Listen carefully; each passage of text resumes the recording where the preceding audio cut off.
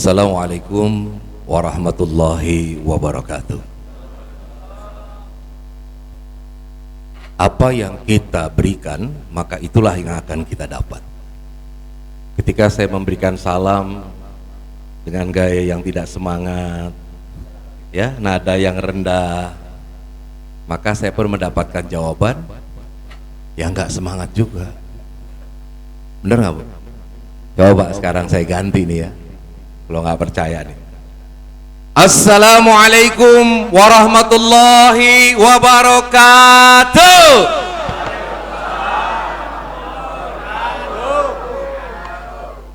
Benar kan?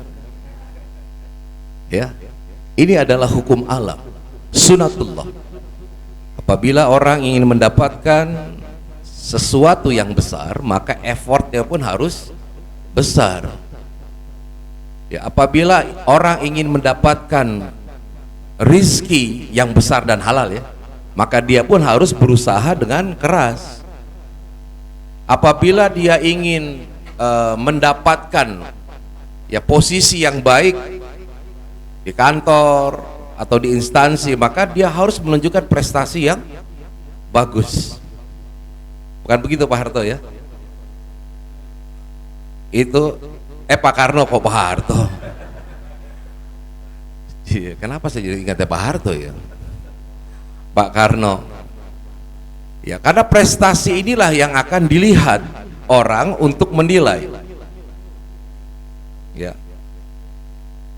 Baik, izinkan saya menyampaikan salam takzim terlebih dahulu pada Al-Mukarram Kiai Haji Sulaiman selaku DKM Pak Kiai. Mohon ridho Pak Kiai ya.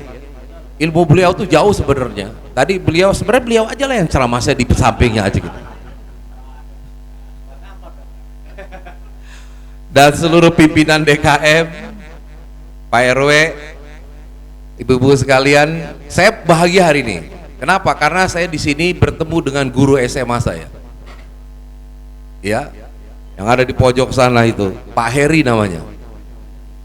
Beliau guru matematika. Ya, tahu nggak Pak Heri ada di sini? Nah, beliau ini termasuk guru favorit waktu di SMA.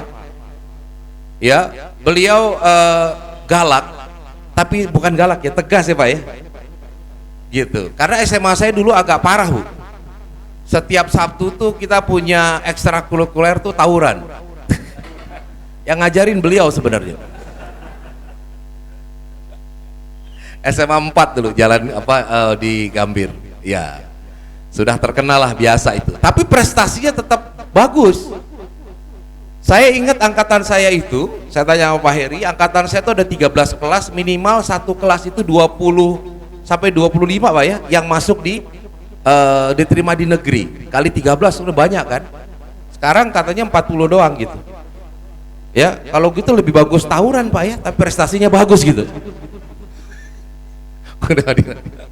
Nah, alhamdulillah beliau sehat walafiat, ya bahagia. Ya inilah. Nah, tadi saya bicara mengenai prestasi. Kita mengukur orang sukses itu dari mana ya Bu ya? Kan suka orang bilang, wah dia orang sukses tuh. Ukuran sukses itu apa? Apa? Apa Bu? Terkenal. Sukses, apalagi? Kaya. Apalagi coba? Kaya, terkenal, punya jabatan nih Pak ya? Punya kos, Betawi pasti nih. Punya kos, punya aset, ya kan? Itu adalah ukuran-ukuran orang sukses. Jadi di mata kita sebenarnya ketika melihat sukses itu ukurannya apa? Lebih kepada ke materi.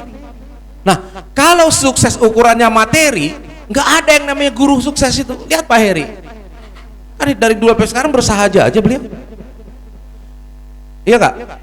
Kalau ukurannya sukses, mohon maaf gitu ya, saya yakin Pak Heri tidak termasuk orang yang berkekurangan, tapi juga kelihatan dari tampilan dia juga bukan orang yang berkelebihan kelihatannya Pak ya. Betul nggak Pak? Ya kan, hidupnya sederhana. Kalau ukuran sukses itu adalah materi, maka tidak ada guru yang sukses, tidak ada tukang becak yang sukses, tidak ada pemulung yang sukses, tidak ada supir angkot yang sukses, tidak ada apa lagi tuh, tukang bakso yang sukses. Kenapa? Karena ukurannya adalah materi. Yang sukses itu siapa? Direktur perusahaan, BUMN, pejabat. Ini adalah ukuran sukses. Kenapa? Karena jelas kehidupannya nyaman, kehidupannya enak, terus juga harta kekayaannya melimpah, punya mobil mewah, rumah megah, ya, istri cantik jelitah gitu. Nah, ini adalah ukuran sukses.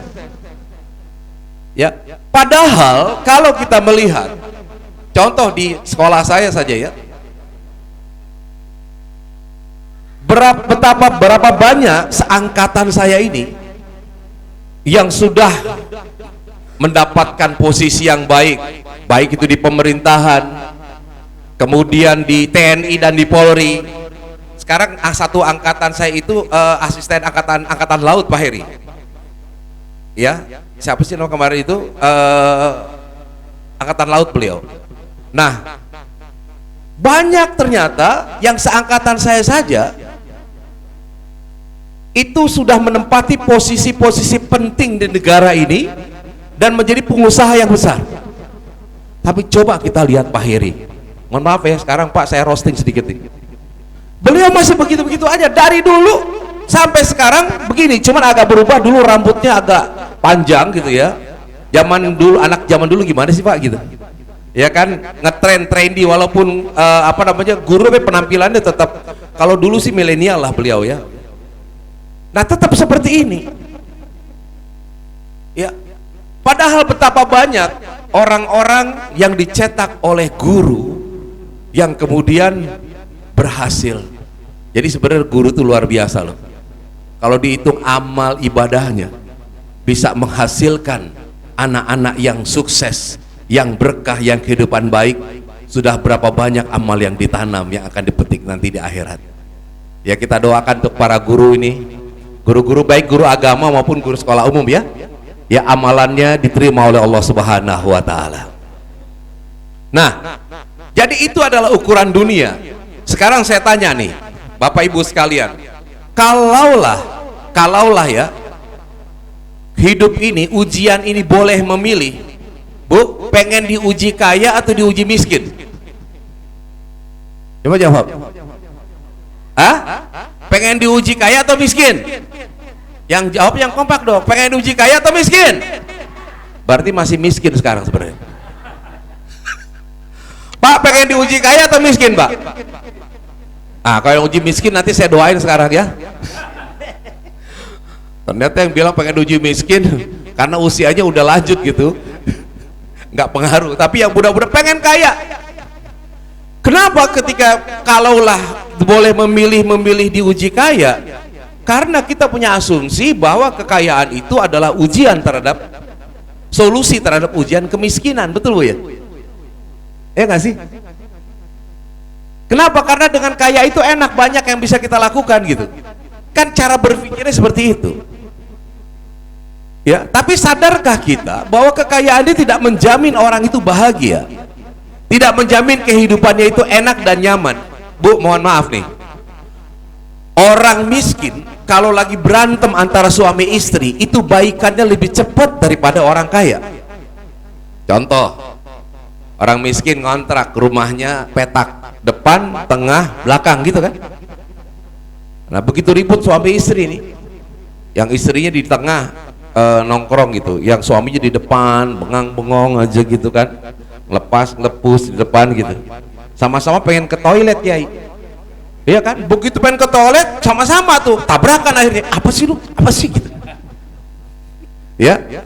Nah, yang tadinya berantem itu dengan interaksi kayak begitu akhirnya agak sedikit berubah, pengen ke dapur, ketemu lagi, lu lagi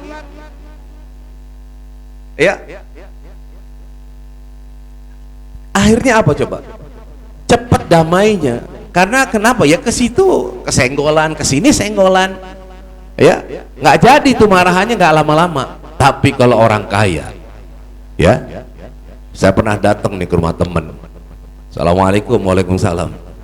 Sendiri bang di rumah? Enggak, ada istri. Loh, nggak kelihatan. Istri di mana bang? Nggak tahu di mana. Bayangin satu rumah istrinya nggak tahu di mana. Kenapa pak? Gede rumahnya, mungkin lebih besar dari yang di hadapan saya. Kamarnya 10. Jadi dia nggak tahu itu istrinya berada di kamar yang mana. Udah 3 hari. Tuh, bayangin coba. Ya, istrinya ngumpat, istrinya menyendiri, lagi sebel sama suaminya. Beda sama yang tadi. Kemana ketemu mukanya senggolan, ini enggak. Jadi peluang akurnya orang yang suami istri itu lebih cepat peluang akurnya yang kehidupannya apa? Dibanding dengan yang kaya. Paham cerita saya? Jelas bu? Diterimanya clear? Oke, sekarang saya tanya lagi. Kalaulah kehidupan ujian boleh memilih, mau milih diuji miskin atau kaya? Kaya tetap. Nggak berubah loh, beneran. Padahal saya udah cerita tadi tuh, nggak ngaruh loh ceritanya. Satu lagi saya cerita ya. Pernah dengar cerita Sa'labah? Sa'labah ini adalah sahabat Rasulullah yang termiskin pada saat itu. Jadi gitu sholat, ya beliau kalau Sa'labah itu assalamualaikum, assalamualaikum langsung kabur. Ya kenapa? Karena harus bergantian. Ya, dia itu sarungnya. Di sini kan nggak ada yang gantian ya. Baju nggak ada yang gantian kan, suami istri. Nggak ada yang satu sarung berdua, nggak ada. Kecuali malam Jumat kali ya. Iya gitu. Nah, si Sa'labah harus balik. Ya, harus segera pulang. Kenapa? Karena pakaian itu akan digunakan istrinya untuk sholat. Sahabat bingung nih, kenapa Sa'labah kok nggak pernah zikiran, nggak pernah nongkrong di masjid ya? Acara halal bihalal nggak dateng gitu. Kemana Sa'labah? Kemana Kiai Sa'labah Kiai? Akhirnya ditanya, kenapa? Ya saya cuma punya baju ini. Kalau saya nggak segera pulang, istri saya nanti sholatnya ketinggalan. Nah, beliau ketemu dengan Rasulullah. Kemudian si Sa'labah minta doa. Ya Rasulullah, doakanlah saya agar menjadi orang kaya. Rasulullah bilang, bah, lu tuh bagusnya begini aja. Kenapa? Ya Rasulullah, karena engkau dengan begini taat. Tapi kan pengen jadi orang kaya juga ya Rasulullah, masa saya miskin permanen katanya. Yakin mau jadi orang kaya? Iyalah, kayaknya enak tuh kalau kaya tuh. Ya kan, ibadah tenang, nggak perlu gantian pakaian, bisa berangkat haji, bisa sedekah. Itu kata Sa'labah. Akhirnya Rasulullah doain sambil dikasih kambing 2. Nah ini syariatnya pak ya. Jadi kalau syariat tuh harus jalanin ya. Rasulullah nggak cuma mendoakan, memberikan modal berupa kambing pasangan ya, laki dan perempuan, jantan dan betina. Makanya jadi kalau misalkan masjid ini sih udah direnovasi ya. Jadi kalau ada misalkan bangunan masjid atau apa, panti asuhan yang di situ ditulis mohon doa restu. Jadi bukan berarti ibu-ibu ini rame-rame ke depan pelang doa doang gini. Ya udah kita doa deh rame-rame ya, majelis taklim, enggak, tapi doa itu langsung ngasih sumbangan. Nah, begitu didoain sama Rasulullah, kambing si Sa'labah yang dari 2 terus beranak pinak hingga akhirnya menutupi bukit yang ada di dekat situ.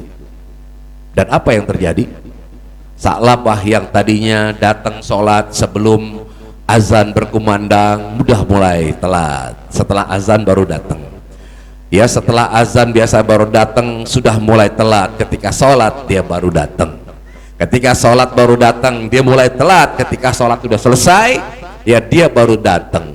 Dan akhirnya, ya, ketika orang sholat di masjid, dia tidak pernah lagi datang ke masjid, sibuk ngurusin kambing. Tuh, Sa'labah. Klimaksnya apa? Dia tidak mau membayar zakat. Itu salah, Bu. Waktu miskin dia taat, tapi begitu kaya ternyata dia justru tidak taat lagi. Jelas tidak? Faham yang saya sampaikan ya? Maksudnya tahu, Bu? Pak, maksudnya tahu ya? Cerita Salabah paham ya? Oke, sekarang saya tanya lagi. Kalaulah hidup ini boleh memilih, mau diuji kaya atau miskin?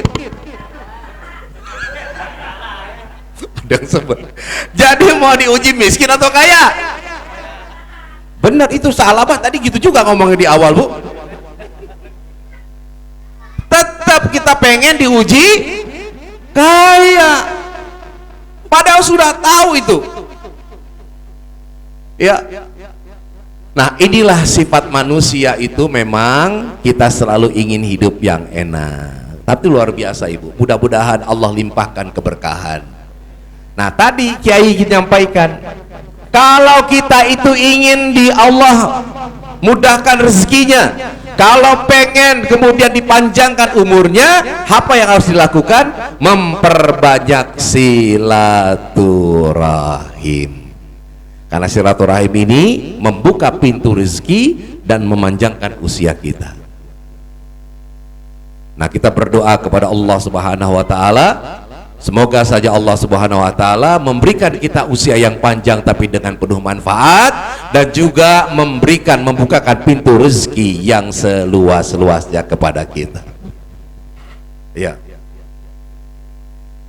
Nah, ya, sekarang kembali lagi.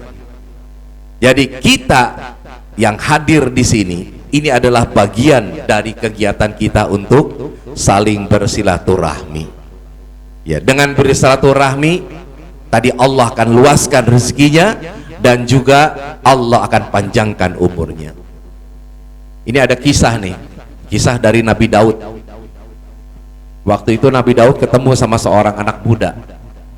Kemudian setelah anak muda pulang, malaikat Israel bercabut nyawa bilang sama Nabi Daud, ya Daud, ini anak muda nih umurnya nggak akan lebih 6 hari lagi akan saya cabut nyawanya. Oh begitu ya. Kemudian Nabi Daud perhatiin gitu anak muda ini, 6 hari kok masih hidup ya, sebulan masih hidup, setahun masih hidup. Bingung juga nih Nabi Daud. Akhirnya Nabi Daud nanya nih sama malaikat, malaikat gimana sih, ente salah nulis atau gimana? Apa kata malaikat? Memang ketentuannya tadi seperti itu, tapi karena kemudian si anak muda ini bersilaturahmi ya dengan keluarganya, sanak saudaranya, handai tolannya, orang-orang di sekitarnya, maka Allah panjangkan usianya.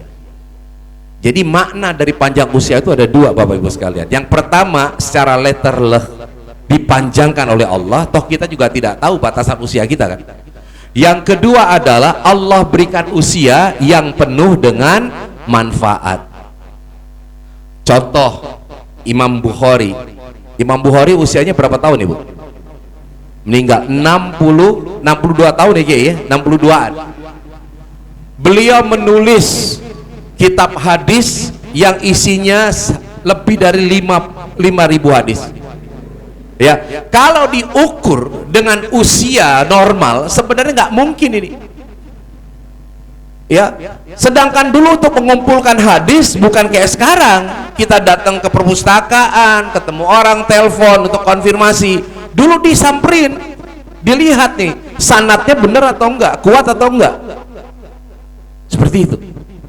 Nah, kalau dihitung-hitung, ya, dengan usia beliau, kemudian dengan hadis yang beliau keluarkan, rata-rata per 3 hari itu 1 hadis. Coba kita lihat lagi siapa? Buya Hamka. Buya Hamka berapa tahun? 74. Bukunya itu sekitar 84. Satu beliau buat ketika beliau di penjara yang terkenal dengan tafsir Al-Azhar. Ya. Nah, jadi kalau kita lihat usianya beliau dengan karya yang beliau buat, sepertinya juga ya nggak mungkin gitu. Nah, inilah yang disebut dengan keberkahan usia dan keberkahan rizki yang Allah berikan kepada kita. Ya, alhamdulillahirabbil alamin. Wassalatu wassalamu ala Rasulillah Sayyidina Muhammad ibn Abdillah, wala haula wala quwata illa billahil aliyil azim. Kita bersyukur kepada Allah. Allah telah memberikan kita banyak nikmat. Makanya kalau kita bersyukur dengan mengucapkan apa? Alhamdulillah. Nah, ucapan alhamdulillah ini luar biasa. Ya, alhamdulillah itu mengandung dua makna. Yang pertama, ucapan rasa syukur. Ya, yang kedua itu adalah apa? Ya, di samping syukur dan memuji, itu dua. Kan biasanya kita satu-satu, Bu, ya. Contoh misalkan ibu punya, lihat temennya punya tas yang bagus, kita puji tuh. Oh, tasnya bagus ya, Bu, ya. Beli di mana? Oh, saya beli di Hong Kong. Itu pujian. Tidak diiringi dengan rasa syukur, kecuali kalau dikasih ke dia tasnya, kan gitu. Betul nggak? Baru ada terima kasihnya. Tapi kalimat alhamdulillah itu dua, Pak. Yang pertama adalah pujian, yang kedua adalah rasa syukur. Makanya kalau kita tanya nih, Bu, apa kabarnya? Alhamdulillah. Pak, apa kabarnya? Alhamdulillah. Nah, orang yang pandai bersyukur adalah orang yang cerdas, yang pandai berterima kasih atas segala apa yang kita punya. Ya, cuman permasalahannya terkadang kita ini merasa apa coba? Semua orang bisa melihat, ada hal yang biasa. Semua orang bisa berjalan, semua orang bisa makan, semua orang bisa bernafas. Maka nikmat nafas, nikmat makan, nikmat melihat, ini dianggap adalah hal yang biasa. Dan itu baru kita rasakan kalau nikmat itu sudah mulai dicabut. Makanya kalimat alhamdulillah ini sungguh luar biasa. Bapak Ibu pernah melihat ikan lumba-lumba? Di mana, Ibu? Di Ancol, ya? Oke. Pertanyaan saya, ikan lumba-lumba itu kalau disuruh lompat sama pelatihnya lompat tidak? Kalau disuruh menari, kalau disuruh salaman ke penonton? Sekarang pertanyaan saya, kenapa dia mau melakukan itu? Hah? Dilatih doang, Bu? Karena dikasih makan. Mungkin kalau nggak dikasih makan nggak mau itu kan lumba, males amat. Dilatih, tapi nggak dikasih makan. Karena dikasih makan, maka dia mau mengikuti perintah dari pelatihnya sebagai rasa terima kasihnya dia. Disuruh lompat, dia lompat. Disuruh nari, dia nari. Ya, disuruh bersalaman, dia bersalaman.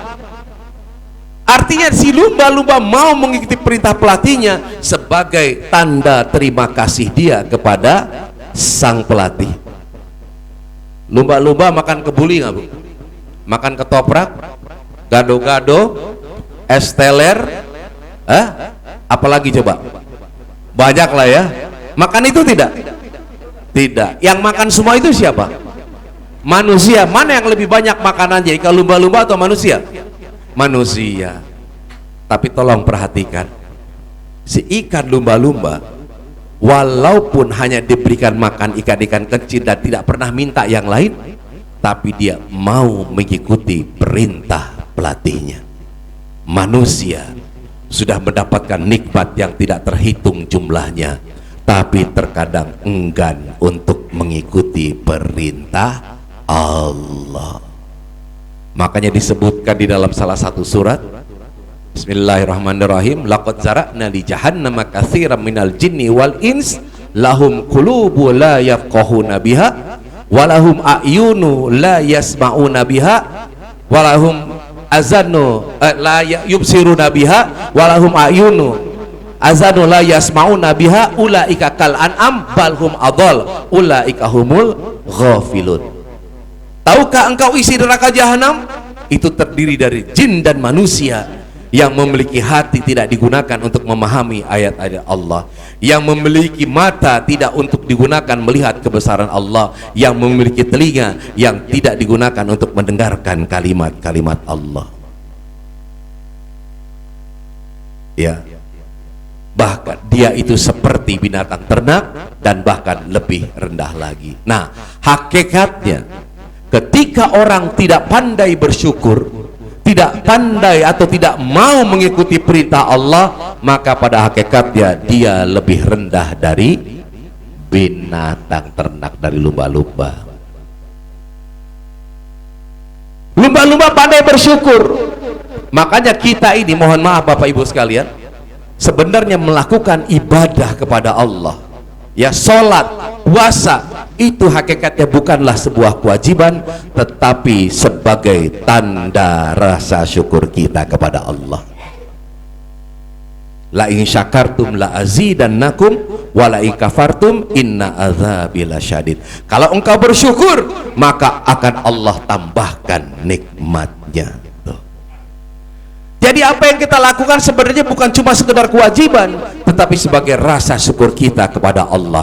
Apabila hal-hal tersebut ibadah dilandasi rasa syukur, maka akan lebih mudah dan gampang kita melakukannya, Pak. Kenapa? Karena terdorong oleh kebutuhan kita. Sebenarnya sholat itu yang butuh kita apa Allah? Kita. Ya, puasa itu kita apa Allah? Kita. Walaupun akhirnya Allah mengatakan nih dalam ibadahnya, ya, fa innahu li wa ana ajzibi. Ini spesial di bulan puasa. Puasa Allah bilang ibadah yang lain itu kembali kepada engkau, tetapi khusus puasa itu adalah untukku. Ini puasa, ya. Karena puasa ini nilainya sangat luar biasa. Kita sudah melewati bulan puasa kemarin, ya. Nah, setelah melewati bulan puasa, kemudian kita Idul Fitri, kita Lebaran, dan saat ini kita halal bihalal. Sebenarnya bulan puasa apa sih yang dilatih itu? Ya, apa sebenarnya hikmah dari bulan puasa? Di dalam kitab Tanbihul Ghafilin, di sana dijelaskan, ditulis oleh Syekh Al-Samarkandi, ya, Allah itu menciptakan dua makhluk, yang namanya akal dan yang kedua yang namanya nafsu. Akal sama nafsu ada di badan kita, Bu? Ada. Begitu akal diciptakan, Allah bertanya sama akal, "Hai akal, ya Allah, kemari kamu." Akal langsung menghampiri Allah. Kemudian Allah bertanya, "Hai akal, man ana wa man anta?" Apa akal jawab? "Anta rabbi wa ana abduka." Engkau adalah Tuhanku dan aku adalah hambamu. Oh, kata Allah, engkau adalah makhluk yang sempurna. Begitu Allah ciptakan nafsu, kemudian Allah panggil nafsu sama kayak akal, "Hai nafsu, kemari." Nafsu tidak bergeming sedikit pun. Dipanggil lagi, "Hai nafsu, kesini kamu." Nafsu kembali cuek pada panggilan Allah. Sekarang saya tanya, pernahkah kita cuek terhadap panggilan Allah? Atau kita melihat ada orang yang tidak peduli dengan panggilan Allah? Ketika mendengar suara azan, Allahu Akbar, Allahu Akbar, apakah semua orang tergerak untuk menghampiri Allah? Belum tentu. Walaupun rumahnya di depan kayak begini, ya, dekat dengan masjid, suara azan belum tentu membuat orang tersebut terpanggil. Nah, kira-kira kalau ada orang yang tidak terpanggil dengan suara azan, yang sedang mendominasi dirinya apa? Nafsu. Tuh. Kalaulah nafsu ini cenderung memberontak kepada Allah, kenapa kepada Allah menciptakan nafsu? Kenapa nggak usah dihilangin aja deh nafsu? Bu, kira-kira kalau makan nggak pakai nafsu enak nggak? Hah? Nggak enak, lemes gitu, ya. Ya. Kalau ibu lagi ketemu sama bapak gitu, itu kira-kira pakai nafsu atau enggak? Pakai dong. Masih nafsu Pak sampai sekarang, Pak? Pakai, bayangin Pak kalau nggak ada nafsu. Apa yang terjadi? Bahaya itu. Bisa diprotes sama ibu-ibunya. Sama istrinya, kok ibu-ibu aja. Ya. Jadi nafsu itu ada, diciptakan untuk apa? Agar hidup ini terasa indah. Nah, kalau malaikat itu tidak punya nafsu. Kenapa adanya ini nih mic, ada nafsu, ada mobil, ada nafsu, ada kipas angin, ada nafsu, ya ada teknologi karena ada nafsu. Jadi nafsu inilah yang membuat manusia itu menjadi kreatif, manusia itu ada inovasinya, dan manusia itu bisa melakukan yang terbaik di dunia ini. Kenapa? Karena ada dorongan keinginan. Dan bahkan disebutkan ketika orang tidak memiliki keinginan dalam hidupnya, maka sebenarnya hidupnya sudah berakhir. Tuh. Nafsu itu penting. Tapi ternyata kalau tidak bisa dikendalikan, maka nafsu itu akan merusak kehidupan kita. Makanya selama sebulan kemarin sebenarnya kita ini belajar untuk apa? Menahan nafsu. Tuh, sebulan. Bahkan di dalam kitab Nasoihul Ibad, manusia itu digoda oleh 4 hal. Yang pertama digoda oleh dirinya sendiri, yang kedua digoda oleh nafsunya, yang ketiga digoda oleh dunia, dan yang keempat digoda oleh setan, iblis. Jadi sebenarnya ya, iblis itu cuma 1/4 bagian. Yang 3/4 siapa? Diri kita sendiri. Maka jangan suka nyalahin setan. Apa-apa, wah setan nih gara-gara godain gue. Belum tentu. Setan bilang enak aja lo yang nafsu, gue yang lo salahin. Ya? Karena kita, nah maka Ramadan ini kita dibentuk. Dan Allah memberikan penghargaan ketika orang berhasil melewati Ramadan. Apa penghargaan Allah? Kita dinaikkan derajatnya menjadi insan yang bertakwa, la'allakum tattaqun. Nah, apa ciri orang-orang yang bertakwa, Ibu? Ini nanti akan kaitannya dengan silaturahim. Ciri orang yang bertakwa di dalam, tadi dibacain kalau asal di dalam Qori ya, di dalam surat 133 Ali Imran sampai 134. Bismillahirrahmanirrahim. Wasarri'u ila magfiratin min rabbikum wa jannatin arduhas samawati wal ard uiddat lil muttaqin alladzina yunfikuna fis sarra'i wad dharra wal kazibina ghaiza wal afina 'anil nas wallahu yuhibbul muhsinin. Ya. Bersegeralah kamu kepada ampunan Allah yang balasannya adalah surga seluas langit dan bumi, diberikan kepada orang-orang yang bertakwa. Apa itu? Ya, orang yang bersedekah dalam keadaan lapang dan sempit, orang yang mampu menahan ya amarahnya, orang yang memaafkan, dan orang yang berbuat baik. Nah, jadi indikatornya gampang, Pak.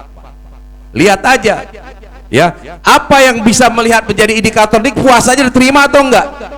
Kita lihat aja. Maaf ya, kalau indikator takwa itu banyak, ini hanya sebagian nih. Yang sebenarnya ini punya implikasi terhadap kehidupan sosial. Ya, yang pertama tadi, orang yang mampu, yang bertakwa atau orang yang mampu menjaga silaturahim adalah orang yang memiliki semangat apa? Introspeksi diri. Ya.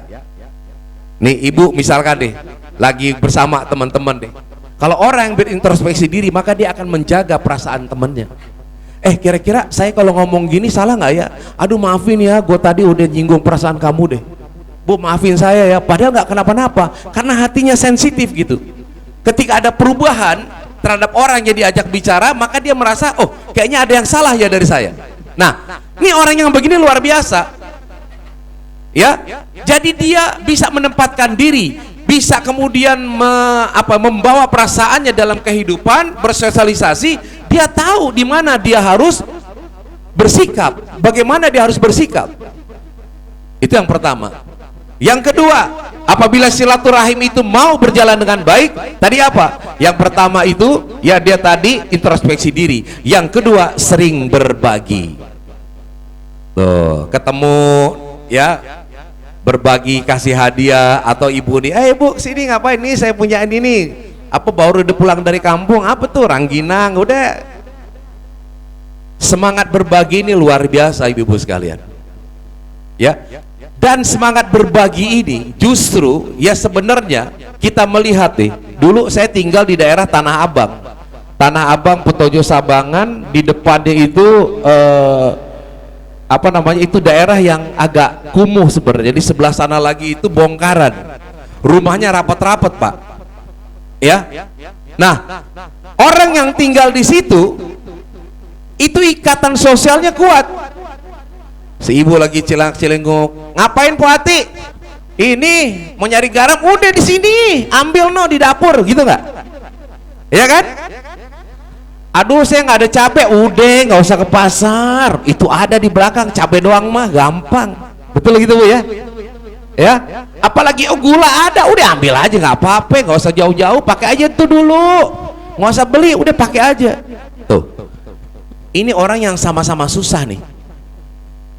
Saya nggak pernah lihat orang yang hidup, yang tinggal di Pondok Indah misalkan, ke sebelah, Pak ada garam nggak ada kayak gitu. Di sini masih berlaku nggak kira-kira ya? Nanya kayak gitu. Ah, sih masih berlaku. Berarti ikatannya masih kuat. Gampang Pak untuk melihat. Ini kan ukuran yang sederhana ya. Interaksi itu adalah bagian dari kehidupan.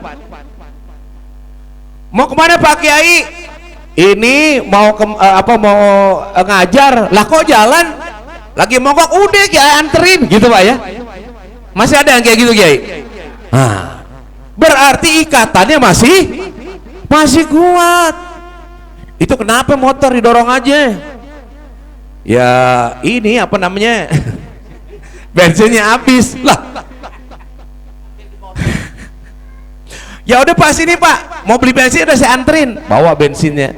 Tuh, ini kehidupan sosialnya masih kuat nih. Punya semangat berbagi Bu. Makanya ya, kalau rumah orang nih kan banyak yang digusur Pak tuh di Jakarta. Yang tadinya di rumah kumuh, yang rumahnya petak dempet-dempetan, digusur, dipindahin kemana? Ke rumah susun. Belum tentu berhasil. Kenapa? Kagak bisa kayak tadi, kan enak tinggal ngelongkok. Empok ngapain? Lagi mau jalan nganter anak sekolah. Mbak butuh apa toh? Pengen ini loh, ada air panas gak sih? Coba kalau rumahnya susun ke atas dia, Bapak. Makanya ya, belum tentu otomatis. Kan kalau kita memikirkan kayaknya orang yang di daerah kumuh itu susah, lebih bagus dibuat rumah susun. Buat mereka mah enggak. Mohon maaf, saya pernah ketemu waktu dulu ngobrol sama Kiai Ma'ruf Amin. Kiai Ma'ruf ini tinggali di daerah Priuk. Ya, daerah Priuk itu kan tahu sendiri Pak, kayak apaan? Padat kan? Ya. Pokoknya udah padat, suka banjir, ya ininya apa, gotnya udah kumuh, bau gitu kan. Saya tanya sama Kiai kan bisa pindah. Emang, terus kenapa? Istri saya nggak mau. Coba, kenapa? Udah demen di sini, udah demen di situ tuh. Ya, orang Bu kalau sudah demen sesuatu yang kekurangan itu tidak akan terlihat, benar nggak? Ya, kalau ibu demen sama bapak, kejelekan bapak menjadi kebaikan sama ibu, betul nggak sih? Walaupun suami sering kentut, buat ibu adalah parfum, variasi, ya. Walaupun dulu waktu sebelum jadi ditahan-tahan gitu, begitu udah nikah prat gitu kan. Biasa kalau laki-laki mah begitu Bu. Mungkin itu nyebelin, tapi justru ngangenin Bu. Ketika suaminya misalkan sudah nggak ada, ibu teringat, aduh ya Allah, nggak ada lagi yang kentut di sebelah saya. Tuh. Jadi sesuatu yang dianggap jelek kalau orang lain, tapi kalau kita memang melihat dengan penuh cinta, nggak ada kejelekannya Pak, nggak kelihatan.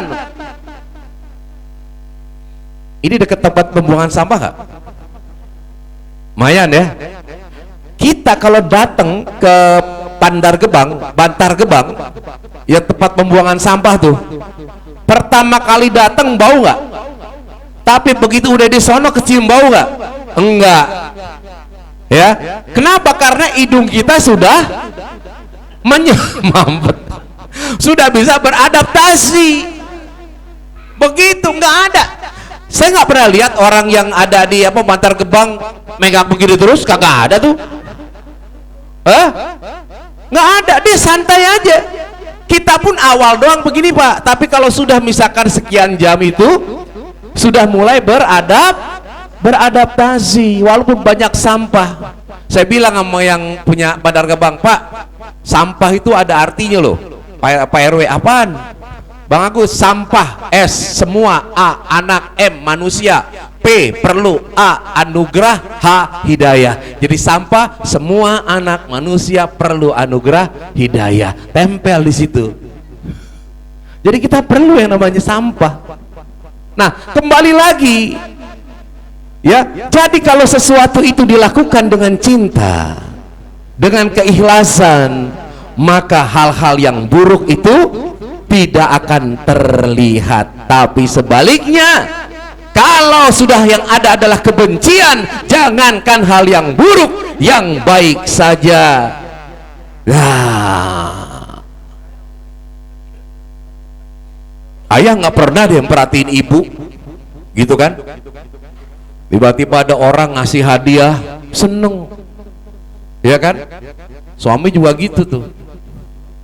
Ya, yang dilihat kejelekan istri, begitu ada di kantor yang perhatiin, jadi luar biasa. Kamu luar biasa ya merhatiin saya. Padahal istri yang perhatiin terus di rumah. Baru sekali aja dibikinin kopi, seneng. Padahal istrinya hampir tiap hari bikinin kopi, kagak dilihat. Sama. Ya kan, suami bawa duit setiap hari, walaupun kecil tapi tiap hari. Ada orang yang ngasih sekali-kalinya gede, bapak nggak kayak dia, begitu katanya. Dibanding-bandingin, suka nggak dibanding-bandingin Bu? Nggak suka. Wong kok ngene kok dibanding-banding ke, saing-saing ke, yo mesti repot. Ku harap engkau mengerti, di hati ini hanya ada Allah. Gitu ya, luar biasa dengan penuh cinta. Nah, cinta itu adanya di mana Ibu? Di hati. Makanya kita selalu ingin belajar. Pakai Agim kan tuh selalu menyampaikan apa? Manajemen kolbu. Hati bila selalu bersih, pandangannya akan menembus hijab. Tapi hati bila dikotori, bisikannya bukan lagi kebenaran. Tapi hati bila dikotori, bisikannya bukan lagi kebenaran. Jagalah hati, jangan kau kotori. Jagalah hati, lentera hidup ini. Coba Bu, jagalah hati, jangan kau kotori. Jagalah hati, cahaya ilahi. Bila hati kian bersih, segalanya tampak jernih. Semangat hidup nan gigih, prestasi mudah diraih. Namun bila hati keruh, batin selalu gemuruh. Akan dikejar musuh, dengan Allah kian jauh. Jagalah hati, jangan kau kotori. Jagalah hati, lentera hidup ini. Jagalah istri, jangan disakiti. Tangisan istri, tangisan bidadari. Sweet, sweet, sweet. Sebenarnya kalau di luar masjid sih boleh, kalau di dalam nggak boleh Kiai ya. Di luar boleh Kiai? Nggak boleh juga? Oh masih boleh gitu. Oke, tepuk tangan buat yang kelas buat kita semua. Di luar. Bu, pengen masuk surga? Oke, sekarang saya tanya ya, jawab jujur. Ibu nanti kalau di surga nih, pengen ditemani bidadara atau suami? Oh, suami. Coba jawab lagi Bu, pengen ditemani bidadara atau suami? Suami. Hah? Ada yang ngomong bidadara, pasti punya masalah dengan suaminya saja. Enggak Bu ya? Rata-rata suami ya. Pak, ini ditutup nih Pak. Ibu nggak bisa lihat situ kan? Oke, sekarang saya tanya sama Bapak. Pak, jujur Pak ya. Bapak nanti kalau di surga mau ditemani istri atau bidadari, Pak?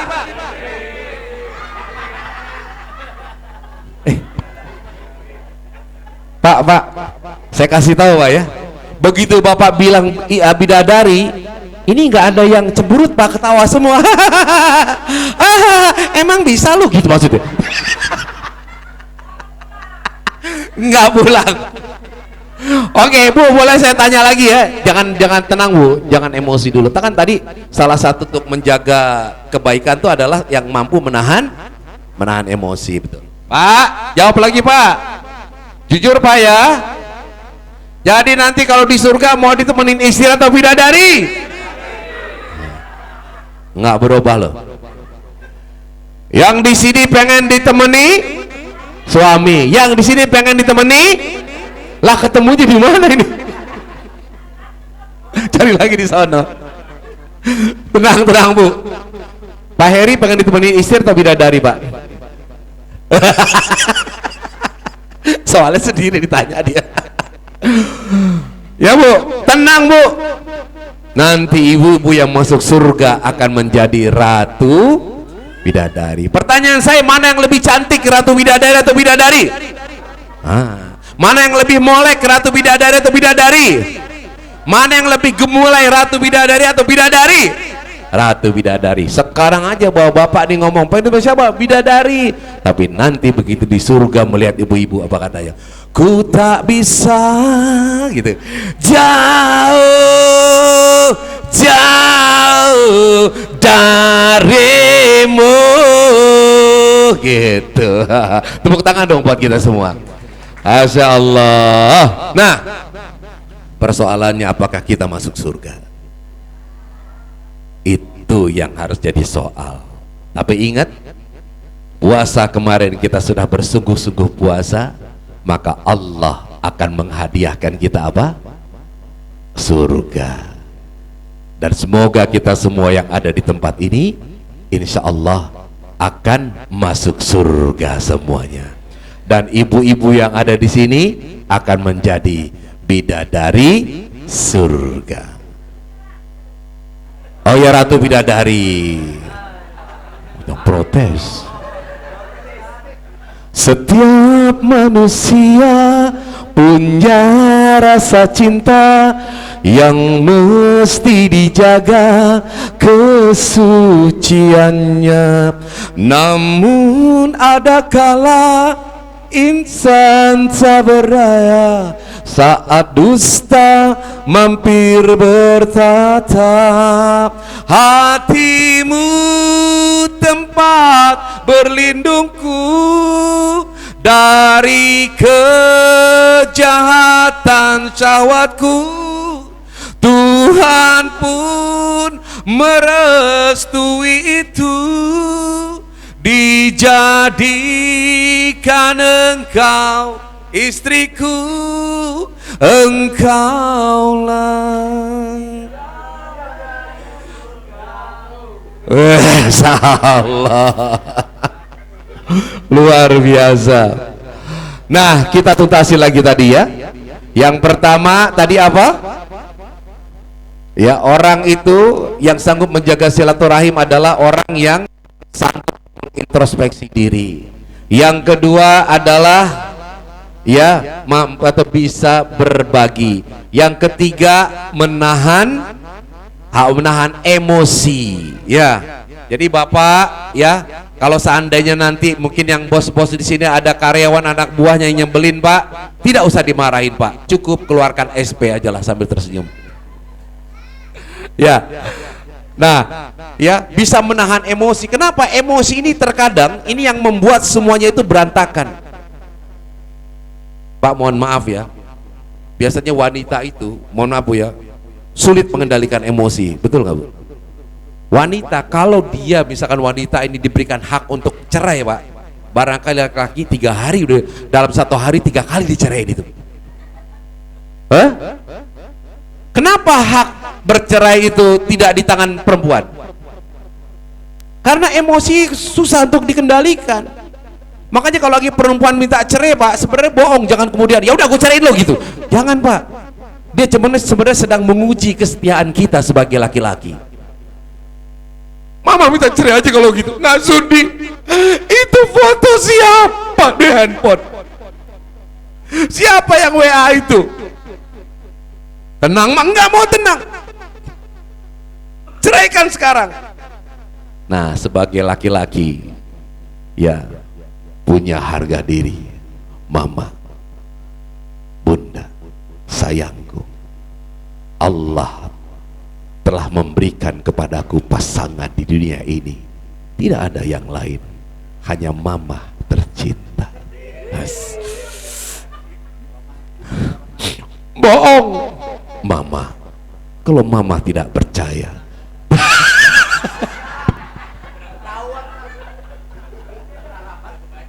itu kan mustahil Pak ya. Nah, tapi bahasa-bahasa mustahil itu buat wanita tuh seneng. Betul Bu? Benar kan? Lautankanku, gunungkanku hanya untuk mendapatkan dirimu. Padahal emang sanggup kalau nyeberangin laut sama naikin gunung. Tapi bahasa gitu buat wanita itu luar biasa. Mama hari ini cantik sekali ya. Wanita itu senang dipuji. Betul. Itu bahasa yang wanita senang tuh apa? Ya, mama cantik.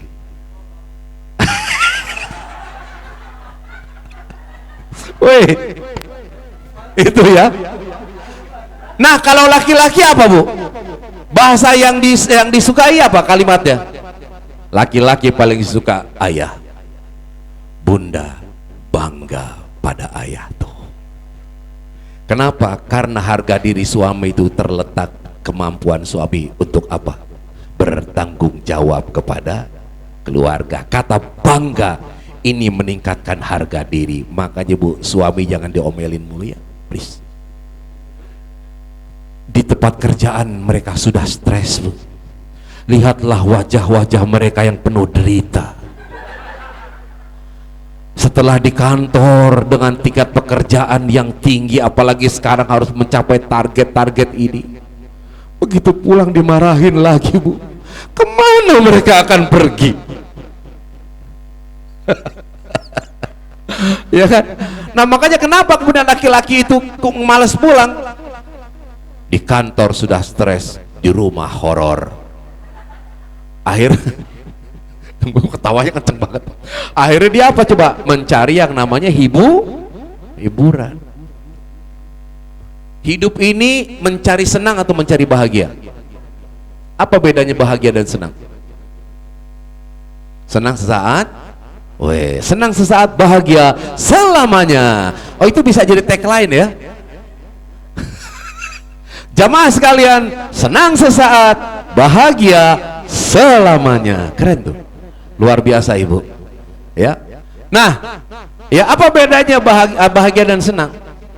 Kenapa disebutkan di dalam Al-Qur'an apa namanya? Wa ma hayatad dunya illa mataul ghurur. Bahwa kehidupan dunia itu adalah kesenangan yang sesaat, kesenangan yang menipu. Kenapa di situ tidak disebutkan bahwa kehidupan dunia itu adalah kebahagiaan yang menipu? Kenapa disebut kesenangan yang menipu? Bukan kebahagiaan. Mohon maaf, bahagia itu tidak pernah menipu. Bahagia itu tulus dari hati. Begitu bukan? Betul tidak? Nah. Bu, sekarang saya tanya Bapak begitu ditelepon sama ibunya, ayah ada di mana? Ini bunda sedang lagi rapat, padahal lagi karaokean. Saya tanya, itu bahagia atau senang? Hah? Kalau yang kayak gitu bahagia atau senang? Senang. Kenapa? Karena ada yang ditipu, gitu kira-kira. Jadi kehidupan ini adalah mencari kebahagiaan. Namun ingat Bu, dunia ini adalah ladangnya ujian. Kebahagiaan itu kita yang bikin. Kebahagiaan itu tidak Allah turunkan dari langit, tapi kita yang membuat. Rumahku adalah surgaku.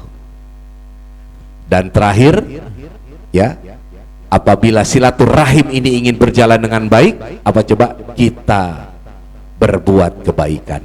Khairun nas anfa'uhum linnas. Sebaik-baik manusia adalah mereka yang banyak memberikan manfaat. Ya, jadi kita urut lagi syarat bahwa silaturahim ini akan kokoh. Yang pertama, orang itu harus memiliki karakter apa? Bisa introspeksi diri, jangan mau menang sendiri, jangan egois. Yang kedua, ya, memberi, suka bersedekah, suka memberi. Yang ketiga, apa? Menjaga emosi, menata emosi. Yang keempat, apa tadi keempat? Nahan emosi. Yang keempat apa tadi? Pertama adalah istighfar. Ya, istighfar itu adalah introspeksi diri. Yang kedua bersedekah. Yang ketiga menahan emosi. Yang keempat memaafkan. Dan yang terakhir adalah senantiasa berbuat kebaikan. Nah, insya Allah mudah-mudahan kalau kita memiliki karakter-karakter seperti ini, maka silaturahim di antara kita itu akan berjalan langgeng. Bahkan tidak hanya di dunia, bahwa silaturahim ini akan sampai di akhirat. Baik, saya kira demikian, dan mudah-mudahan ya ini memberikan sebagai ini aja sih Bu, sesuatu yang ya sharing lah. Karena kalau dari sisi ilmu, kiai kita yang lebih banyak. Saya ini latar belakang saya kan bukan sekolah agama ini. Saya S1-nya di UI, FISIP ya, S2-nya di UIN, itu pun ngambil komunikasi, dan sekarang lagi S3 ini. Mudah-mudahan cepat selesai. Walaupun saya sudah tua, tapi tetap semangat belajar Pak. Ya, walaupun ada kata yang mengatakan gini ya, kalimat hikmah, belajar di waktu kecil bagaikan mengukir di atas batu, belajar setelah dewasa bagaikan mengukir di atas air. Shalalalala. Anak kecil nih belajar tahfiz langsung hafal. Orang tua bolak-balik hafal-hafal, betul loh. Tapi jangan pernah berhenti, karena belajar itu minal mahdi ilal ladi, dari buayan sampai ke liang kubur. Nah, jadi bagaimana kita memahami kata hikmah tersebut? Belajar ketika dewasa, sudah dewasa bagaikan mengukir di atas. Kira-kira mungkin tidak? Mungkin tidak. Bisa Ibu, air ini taruh dulu di dalam kulkas, didinginin, akhirnya jadi es batu. Es batu bisa diukir nggak? Coba waktu acara pernikahan dulu, Bapak Ibu nikah kan ada es batunya tuh, namanya Cia, R dan H, Rahmat dan Hani, misalkan kayak gitu. Itu es batu, indah nggak diukir? Indah, tapi tidak tahan lama Bu, karena sempat cair. Makanya orang tua kalau ngapalin cepat lupa. Tapi tetap kita bersemangat untuk belajar, ya. Nah, mudah-mudahan sekali lagi, ini udah pada berangkat, udah pada naik haji semuanya belum? Udah ya? Pengen? Bapak udah berangkat haji Pak? Ya? Sudah ini belum? Kira-kira pengen nggak berangkat haji? Ada duitnya nggak? Berangkat haji itu pakai duit atau enggak? Nggak ada ya angkot jurusan Mekah dari sini. Bu, terakhir boleh Pak ya, Kiai, satu saya ingin cerita nih, ini untuk menyemangati kita. Tahun 2013 nih, saya ada kisah dengan almarhum Syekh Ali Jaber. Jadi waktu itu saya host mendampingi Ustadz tuh sejak tahun 99 sampai 2020 sekian lah. Sekarang sudah tidak lagi lebih banyak seperti ini. Nah, saya sempat berasumsi Pak Kiai, mohon maaf nih, saya bilang rukun Islam kelima, kalau syarat haji itu karena materi, karena duit, berarti Allah nggak fair dong. Jelas yang punya kemungkinan berangkat haji adalah orang kaya yang mampu doang. Gimana orang yang nggak mampu? Nah, masuk bulan puasa tahun 2013, saya ketemu Syekh Ali Jaber waktu itu di TV One. Nggak tahu ngomong gimana, Syekh Ali Jaber kemudian nanya kepada saya, Mas Agus udah naik haji? Belum saya. Loh, boleh saya pinjam paspornya? Buat apa saya? Ya berdoa sajalah, mudah-mudahan kalau nggak tahun ini tahun depan. Saya kasih paspor saya, Pak. Saya nggak nanya. Selesai Idul Fitri, ya. Kemudian Syekh Ali Jaber bilang ke saya, Mas Agus tolong kumpulkan foto 4x6 10 lembar. Gampang kan? Saya kumpulin lagi foto 4x6 10 lembar. Saya nggak nanya, Pak. 14 hari menjelang Idul Adha, Syekh Ali Jaber bilang ke saya, Mas Agus, ini visanya sudah keluar. Bahagia nggak? Seneng nggak? Tapi saya bingung, Bu, berapa bayarnya. Dari awal nggak ngomongin soal. Kira-kira nih, kalau ada orang mau berangkat haji, ya cuman persiapan, kalau saya itu 3 bulan, itu ONH-nya ONH apa kira-kira? ONH plus minimal itu berapa kita punya duit? 100-an. Dulu itu sekitar 150 juta, Pak. Ya, aduh, saya bilang duit dari mana nih? Saya nanya Syekh Ali, terus gimana Syekh? Ya sudah, siapkan saja uang 25 juta. Tapi habis lebaran uang 25 juta juga rasanya nggak ada nih. Tapi saya bilang, ya Allah, 25 juta, 25 juta nih, itu jangankan untuk haji, Pak, untuk umroh aja nggak cukup sebenarnya. Saya bilang saya harus memaksakan diri. Malam itu, Bu, saya cek di ATM, ya, saya pengen lihat berapa sisa uang saya.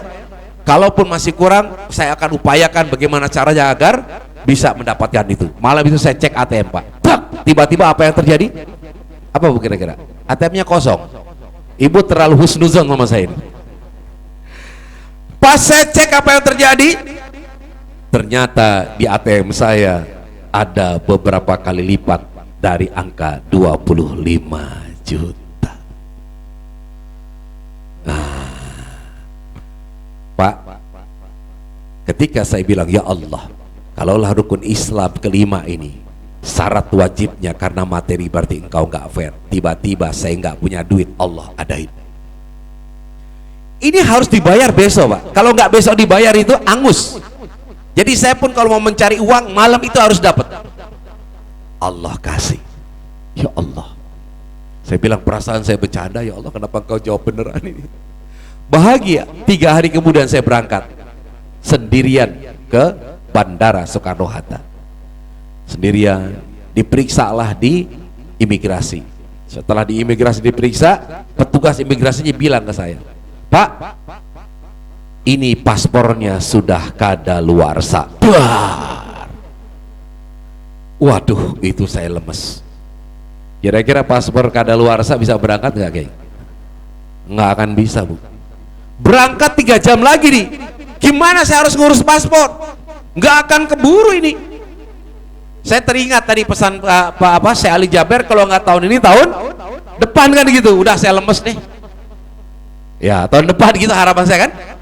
Terus ada salah satu supervisornya yang beriin saya nih, bawa paspor tuh. Saya bilang, ya udahlah, pulang nih. Dia kasih ke saya, bilang apa? Pak, silahkan berangkat. Bu, paspor kadaluarsa disuruh berangkat. Ini orang sudah pasti menyalahi aturan nih, Pak. Karena nggak boleh itu, dan resikonya besar buat dia. Saya sempat ngisi model kayak begini ya, sharing tausiah motivasi, dan saya tanya, kalau status saya kayak begitu ada yang meloloskan apa? Itu bahaya, Ustadz. Buat dia itu terancam posisinya. Kalau seandainya terjadi apa-apa dengan saya, tanggung jawab bisa dicopot dia. Tapi kan Allah maha segalanya tuh. Allah sentuh hatinya, berangkat. Mungkin dia juga bingung, ini paspor kadaluarsa kenapa lolos di kedutaan? Kedutaan itu mejanya banyak, bukan cuma satu ya. Lah, kok orang kedutaan itu matanya kayak ditutup, nggak ada yang sadar gitu bahwa paspor saya sudah kadaluarsa. Berangkat saya, seneng. Begitu masuk ke gate tuh, saya tidak mau noleh ke belakang. Saya takut dia berubah pikiran kan. Naik pesawat, santai, saya nggak merasakan beban. Begitu sampai di Madinah, baru saya deg-degan. Lah, kan diperiksa lagi nih. Mohon maaf Pak, jangankan paspor yang kadaluarsa ya, kelengkapan haji itu nggak ada suntikan meningitis, saya bisa disuruh balik sama orang Arab. Saya udah paspor kadaluarsa, disuntik enggak. Jadi syarat administrasi saya itu belas. Syarat uang nggak punya, syarat administrasi kacau. Wah, saya deg-degan tuh dia diperiksa. Gantar, duduk. Giliran saya, dia tanya pakai bahasa Arab lagi. Ya, waduh, ngomong apa nih orang nih? Begitu ditanya, saya langsung jawab aja gini Pak. I don't have any document, just only my passport. Saya lihat dia lihat saya. Tumpah seair, Yus kudai tomeni karega, tameni sari, enggak punya paspore, masa dibalik ini ke Indonesia, kan jadi berabe gitu. Itu deg-degan. Dan setelah dia melihat saya, pada bilang, "Khalas, Mas." Coba bayangin. Ya Allah, saya sempat ngomong, ya Allah, kalau telah naik haji ini lantaran syarat wajibnya itu karena materi, berarti nggak fair dong ya Allah. Gimana dengan orang yang nggak punya duit? Allah jawab, Bapak Ibu sekalian, saya sebagai contoh. Gus, lo nggak punya duit, dan bahkan bukan cuma nggak punya uang, paspormu kadaluarsa dan kelengkapan hajimu berantakan. Tapi ketika ada Allah yang memanggil, tidak satupun orang yang bisa menghalangi. Miracle nggak Bu? Keajaiban ini? Yes. Inilah yang menambah keyakinan kita. Jadi Ibu, jangan merasa minder. Saya nggak punya duit. Tidak, naik haji bukan perkara duit, tapi perkara undangan dari Allah. Bagaimana cara mau diundang? Kita buat Allah supaya ngundang. Mulai besok, yang belum berangkat haji, datang ke pasar, beli itu poster Ka'bah, tempel di ruang tengah, buka pintu depan, pintu belakang, ibu tawaf keliling, labbaik Allah, sambil ditatap posternya, umma labbaik, labbaik la syarika lak labbaik. Nanti malaikat bilang, ya Allah, kesian amat tuh orang, keliling-keliling, yang dilihat poster, berangkatin apa gitu. Ya nggak apa-apa gitu, betul tidak? Ibu di sini suka ngadain manasik nggak? Ikut Bu, saya mau ikut manasik. Ibu mau berangkat kapan? Insya Allah, gitu aja udah. Nggak ada salahnya, betul nggak? Kayak nggak dosa kok ikut manasik, ya kan? Adain aja manasik. Mau berangkat kapan terserah. Yang penting manasiknya menunjukkan keseriusan kita. Ya Allah, masa cuma manasik doang? Ya enggak, dari kemarin primomori mulu nih. Benerin apa berangkat hajinya? Ya, kita buat Allah mengundang diri kita. Saya ini hanya sebagai contoh. Ada orang bilang, saya tanya saya Ali, kenapa saya yang dipilih? Wallahu alam. Tapi dari teman-teman bilang, mungkin itu berkah karena Mas Agus dekat dengan para ulama, dengan para kiai, dapat doanya. Nah, makanya di ujung acara ini kita akan minta kiai kita untuk berdoa, ya, supaya apa? Supaya kita berkah, supaya silaturahmi kita semakin mantap, ya, supaya apalagi yang belum berangkat haji segera diberangkatkan, yang pengen umroh bisa segera diberangkatkan, yang rumahnya masih cicil segera dilunasi. Kenceng yang ini, ya kan? Yang mobilnya juga masih nyicil segera bisa dilunasi. Yang belum punya anak bisa punya anak. Yang belum punya pasangan bisa punya pasangan. Yang sudah punya pasangan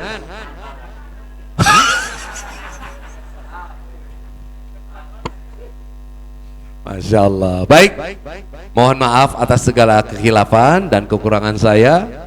Allahul muwaffiq ila aqwamit thoriq, wabillahi taufiq wal hidayah. Assalamualaikum warahmatullahi wabarakatuh. Kiai kita doa, Bu, pasang niatnya.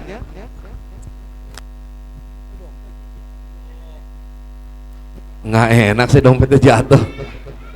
Pasang doa masing-masing.